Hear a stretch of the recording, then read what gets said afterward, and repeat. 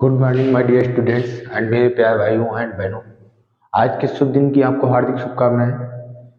जैसा कि मैंने आपसे वादा किया था कि मैं आज आपको फिजिक्स की जीवन गाथा यानी कि फिजिक्स के पुरातन समय की सारी जानकारियों का अनावेश आपके सामने प्रस्तुत करूंगा। उसी के अकॉर्डिंग मैं आज आपके सामने प्रस्तुत हूँ। लेकिन आपसे एक रिक्वेस्ट है कि यदि जिस भी बच्चे को इस प्रकार की किसी भी जानकारी की कोई आवश्यकता है तो उस तक ये वीडियो साझा करने का प्रयास करें। धन्यवाद। सर्वप्रथम, what is physics? What is physics? Physics क्या है? भौतिक विज्ञान क्या है? तो जैसा कि आप जानते हैं कि मतलब भैया जो कुछ हम देखते जाकर के, जो कुछ हमें अपने चारों ओर दिखाई पड़ता है, ये सब क्या बोला जाता है? फिजिकल वर्ड बोला जाता है। ठीक, अर्थात कहने के लिए हम कह सकते हैं कि फिजिक्स क्या है भैया? फिजिक्स मीन्स जो देखा जा सकता है, जो देखा जा सकता है। एंड इसी के साथ ही साथ में एक जानकारी और देना चाहेंगे कि भैया फिजिक्स शब्द की उत्पत्ति फ्यूसिस से हुई है। जो फिजिक्स हमारा ये वर्ड है, इसकी उत्पत्ति फ्यूसिस वर्ड से हुई है। फ्यूसिस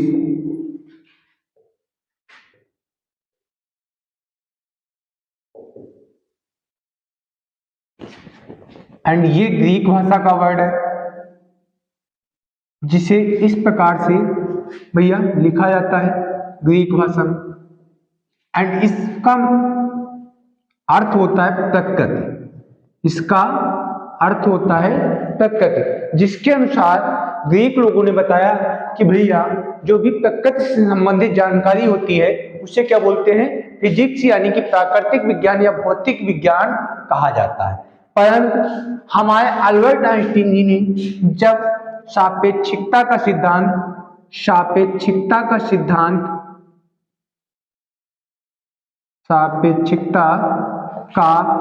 सिद्धांत यानी कि E is equal to mc square दिया, इसके अकॉर्डिंग अल्बर्ट आइंस्टीन जी ने बताया, अल्बर्ट आइंस्टीन के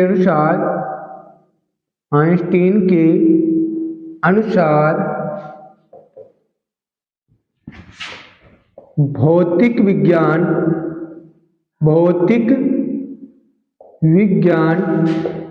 विज्ञान की वह शाखा है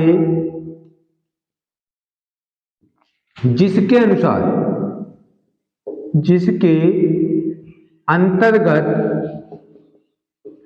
द्रव्य, ऊर्जा व उनके बीच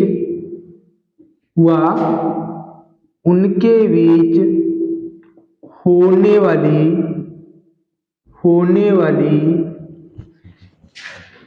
छोटी से छोटी क्रियाओं का अध्ययन करते हैं।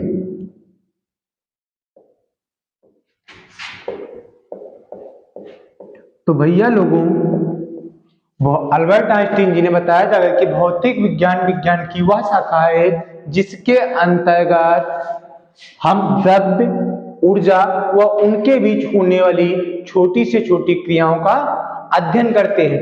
एंड इसी के साथ ही साथ जो कि इस समय प्रेजेंट टाइम में काफी ज्यादा फेमस ब्रांच है एनसीईआरटी, तो उसके अकॉर्डिंग बताया गया कि भैया भौतिक विज्ञान की सुव्यवस्थित परिभाषा नहीं दी जा सकती। भौतिक विज्ञान की सुव्यवस्थित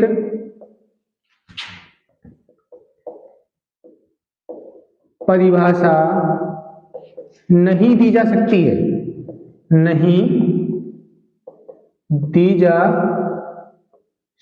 है, तो भैया लोगों, एक बात बता देना चाहते हैं कि भौतिक विज्ञान की सुव्यवस्थित परिभाषा क्यों नहीं दी जा सकती है? क्योंकि हम जानते हैं कि भैया इंसान का जन्म एंड मृत्यु निर्धारण है, लेकिन सृष्टि का मतलब जो कि हमारे चारों ओर संसार दिखाई पड़ रहा है, इसका ना ही कोई कभी जन्म होता है और ना ही ये कभी नष्ट होता है।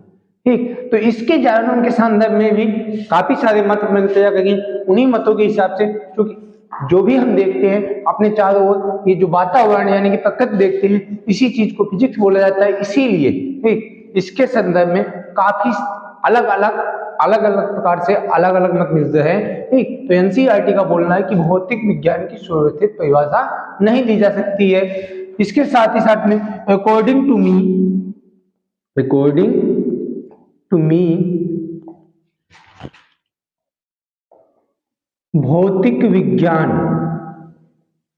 वह विज्ञान है, भौतिक विज्ञान वह विज्ञान है जो हमें किसी घटना के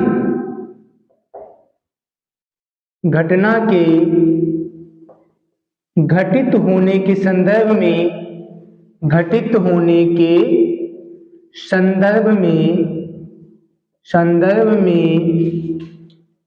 क्यों और कैसे जैसे प्रश्नों का जवाब देता है, प्रश्नों का जवाब देता है। भौतिक विज्ञान की वह शाखा है, ठीक, या भौतिक विज्ञान वह विज्ञान है जो हमें किसी घटना के घटित होने के संदर्भ में क्यों और कैसे जैसे प्रश्नों का जवाब देता है। जैसे एग्जाम्पल के तौर पर मैं आपको बताना चाहूंगा, यदि कोई भी घटना घटित होती है, जैसे एग्जाम्पल के रूप में कि यदि कोई वस्तु ऊपर से नीचे की ओर गिर रही है, तो वो ऊपर से नीचे को ही क्यों गिर रही है, या नीचे से ऊपर क्यों नहीं जा रही है। ठीक, इस प्रकार के क्यों एंड कैसे जैसे प्रश्नों का जिसके अंतर्गत हम अध्ययन करते जा करके हैं, वो विज्ञान की शाखा क्या कहलाती है, भौतिक विज्ञान कहलाती है। अभी तक हमने जाना भैया कि मतलब जो भौतिक विज्ञान क्या होता है, लेकिन आप जानेंगे जाकर कि भौतिक विज्ञान का अध्ययन कब से आरंभ हुआ। ये तो हम जानते हैं कि भौतिक विज्ञान मतलब जो है यानी कि फिजिकल वर्ड है, जो भी हम अपने चारों ओर संसार देख रहे हैं, ये सब क्या है, भौतिक विज्ञान है। परंतु ठीक कभी ना कभी तो इसकी शुरुआत लिखित रूप से, ठीक, यानी कि इसके नियमों को समझा गया होगा कभी ना कभी। इसके अंदर नियम तो मतलब एक बात और जान लीजिए बेटा कि मतलब जो है भौतिक विज्ञान के अंदर कोई भी नया नियम नहीं बनता, ठीक, सिर्फ उनमें क्या होता है, संशोधन होता है। ठीक, नियम ऑलरेडी से अवेलेबल है, ठीक, लेकिन बट उनको जाना कब गया है वो बात अलग की बात है। जैसे यदि हमने आज से हमें किसी चीज की जानकारी आज से हो पाई कि ऐसा इस वजह से हो रहा है, तो वो आज की डेट में ये नियम बना जा रहा है, लेकिन बट नियम तो पहले से था। ठीक, क्योंकि वो जो भी वर्ड है, वर्ड कहीं भी अपनी जगह से हिल के नहीं जाता, एंड वर्ड के संसार के अपने नियम, ठीक, एंड संसार के नियमों को बदला भी नहीं जा सकता।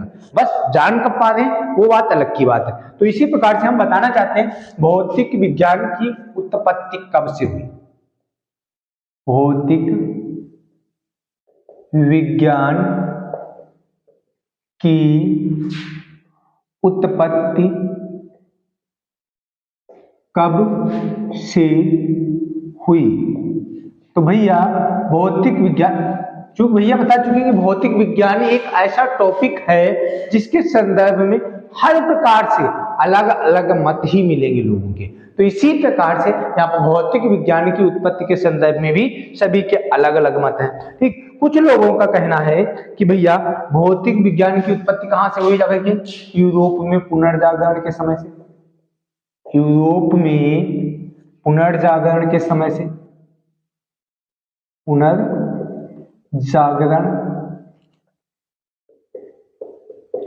के समय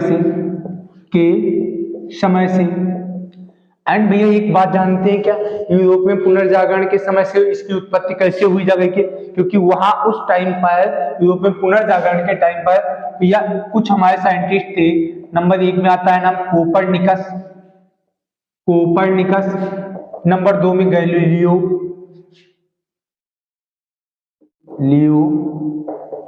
नंबर 3 में आते हैं भैया हमारे केपलर, नंबर 4 में न्यूटन,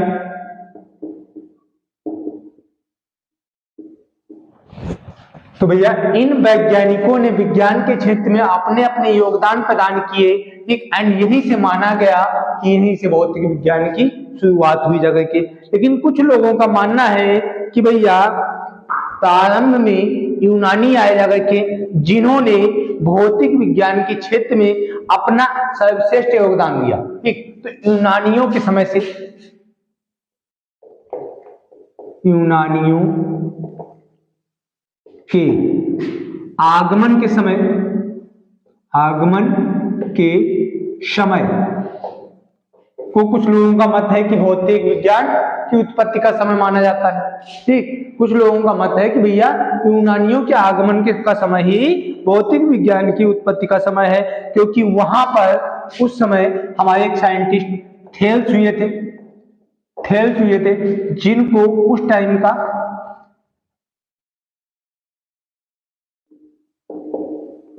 जो प्रथम फिजिशियन बोले गए थे उस टाइम के लिए, प्रथम फिजिशियन बोले गए थे।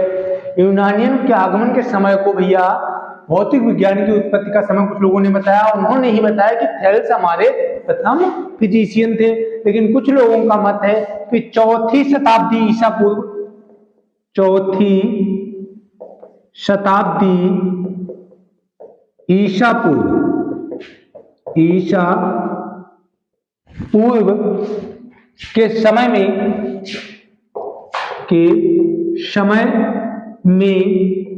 अरस्तु, भैया वैसे तो आप जानते हो कि अरस्तु को जीव विज्ञान के क्षेत्र में अरस्तु का काफी सारा योगदान रहा, लेकिन भैया इन्होंने फिजिक्स के क्षेत्र में भी काफी सारा योगदान प्रदान किया था। चौथी शताब्दी ईसा पूर्व के समय में अरस्तु ने अरिस्टोटेलियन भौतिकी के रूप में ज्ञात प्रणाली की स्थापना की। एंड कुछ लोगों का मत है कि भैया तभी से क्या हो जाएगा कि भौतिक विज्ञान की उत्पत्ति हुई। लेकिन भैया एक आपको स्पष्ट सी जानकारी देना चाहेंगे कि भौतिक विज्ञान की उत्पत्ति के संदर्भ में सारे मत तर्कपूर्ण ही हैं, कोई भी मत पूर्णतः स्पष्ट नहीं है। इसीलिए मैं आपको कोई भी जानकारी इस प्रकार से नहीं दे सकता हूं कि कौन सा इन तीन बातों में से सही है, ठीक। सभी के अपने अलग अलग मत हैं, ठीक। क्योंकि भैया देखो बता दें, आप स्पष्ट से जानते हैं कि संसार की उत्पत्ति के संदर्भ में किसी के द्वारा भी कुछ भी कहा जा सकना इम्पॉसिबल है। एंड संसार की उत्पत्ति ही भौतिक विज्ञान की उत्पत्ति है। तो भैया आपको एक बात और बताना चाहेंगे कि भैया 1900, ठीक, सन 1900 से पहले जो भौतिकी पढ़ी जाती थी उसे क्या बोला जाता था? सन 1900 पहले से जो भौतिकी थी उसे शास्त्रीय भौतिकी बोला जाता था, शास्त्रीय भौतिकी। परंतु भैया जैसे जैसे समय बीतता जाता है वैसे वैसे इंसान का विकास होता है, उसी प्रकार से हमारी भौतिकी का भी विकास हुआ। एंड सन 1900 से पहले भैया इसको शास्त्रीय भौतिकी बोला जाता था। सन 1900 से बाद भौतिकी को आधुनिक भौतिकी बोला जाता है, आधुनिक भौतिकी बोला जाता है, आधुनिक भौतिकी बोला जाता है। एंड जिसमें भैया क्वांटम यांत्रिकी एंड सापेक्षिकता के सिद्धांत, जो कि अभी बताया था भैया E=mc² का काफी सारा योगदान होता है, ठीक। क्योंकि भैया आधुनिक भौतिकी के अंतर्गत हम कोशिश करते हैं कि छोटी से छोटी जानकारियों का अध्ययन करें, ठीक। तो भैया ये तो हमारी भौतिक विज्ञान की उत्पत्ति के संदर्भ में जानकारी हो गई जगह की। अब हम आपको बताएंगे कि भैया भौतिक विज्ञान का पूर्ण नाम क्या होता है। भैया भौतिक विज्ञान का पूरा नाम, भौतिक विज्ञान को जैसा कि हम जानते हैं कि इंग्लिश में फिजिक्स बोलते हैं, तो P के according positive, H means humble, Y means yonder, S means studies, I means inexperienced, C means communicative, S means scientific. ये भैया फिजिक्स का पूरा नाम होता है। एंड एक जानकारी और आपको इसी के साथ में साझा करना चाहेंगे कि भैया फिजिक्स एक संपूर्ण वर्ड, ठीक, संपूर्ण वर्ड का एक अध्ययन है, इसीलिए भैया इसके आपको काफी सारे मत मिल सकते हैं। तो यदि आपको कहीं और से कोई दूसरा मत, कोई दूसरा पूर्ण नाम जानकारी लगती है तो भैया इसके लिए आपसे मैं रिक्वेस्ट करना चाहूंगा, क्योंकि इस भौतिक विज्ञान एक ऐसा सब्जेक्ट है जिसमें सारी चीजें, ठीक, भौतिक विज्ञान के इतिहास के संदर्भ में, ठीक, जो भी भौतिक विज्ञान के प्रिंसिपल्स हैं, लॉज हैं, ठीक, वो तो उनके निर्धारित लॉज हैं, लेकिन बट जो इतिहास, हिस्ट्री के संदर्भ में भौतिक विज्ञान की हिस्ट्री को पढ़ने की कोशिश करेंगे आप, तो उसमें सारी चीजें आपको तर्कपूर्ण ही मिलेंगी। कोई भी जानकारी आपको ऐसी नहीं मिलेगी जो कि सुव्यवस्थित एंड पूरी तरीके से शुद्ध हो। इसीलिए मैं आपको जो जानकारी देने की कोशिश कर रहा हूँ, काफी एनालिसिस के बाद एक पूर्णतः शुद्ध जानकारी देने की कोशिश कर रहा हूँ। तो भैया अब हम बताएंगे आपको कि भैया गणित और भौतिकी में क्या संबंध और क्या अंतर होता है। काफी सारे बच्चों का क्वेश्चन रहता है कि मतलब जो है कि सर जो मैथ में हम पढ़ रहे हैं वही फिजिक्स में पढ़ रहे हैं, ऐसा क्यों है, इसका क्या रीजन है। काफी सारे टॉपिक्स ऐसे होते हैं क्योंकि हमें मैथ एंड फिजिक्स दोनों में कंबाइंड रूप से पढ़ने को मिलते हैं, ठीक, ऐसा क्यों होता है, इसका रीजन मैं आपके सामने प्रस्तुत करना चाहता हूं। तो भैया जैसे कि हम जानते हैं कि मैथ क्या होता है, नहीं गणित क्या होता है, गणित गणनाओं का विषय, अर्थात जिसके अंतर्गत हम गणनाएं करना सीखते हैं उसे क्या बोलते हैं, गणित बोलते हैं। लेकिन भैया गणनाओं के लिए भी कुछ अपने नियम होते हैं, ठीक, तो इसीलिए गणित क्या होता है, गणित में कुछ नियमों को परिभाषित करके उनके अनुसार कई और परिणाम सिद्ध किए जाते हैं, यानी कि इसके नियम बनाए जाते हैं, गणित के नियम बनाए जाते हैं। लेकिन जबकि फिजिक्स में ऐसा नहीं होता है, जबकि भौतिकी में, प्रकृति में पहले से ही नियम मौजूद हैं, बस हम उनको गणित की भाषा में लिखकर उनसे जो नतीजे मिलते हैं उनको लैब में सिद्ध करते जाएंगे, ठीक। लेकिन भैया क्योंकि हमें जैसे मान लीजिए कोई प्रकृति में नियम मौजूद है, ठीक, तो यदि उस नियम को हम जान रह जाएंगे, ठीक, जैसे मान लीजिए हम बात करते हैं प्राचीन समय में, हम सर आइजैक न्यूटन जी को जो जानकारी लगी थी कि आपने जो कहानी सुनी होगी उनके सर पर एक सेब गिरा था, तो भैया जो है सेब अगर अचानक से उनके सर पर गिरा था तो अचानक से अगर सेब गिरने की घटना को उन्होंने यह कि डिपेंडिंग अगर मास के अकॉर्डिंग ना ली होती एंड यप की डिपेंडिंग अगर दूरी से ना ली होती, जब तक इसको ये गणितीय रूप में नहीं लिखते जाएंगे, क्या हम आसानी से जब हम सरल भाषा में गुरुत्वाकर्षण के नियम को समझ पाते?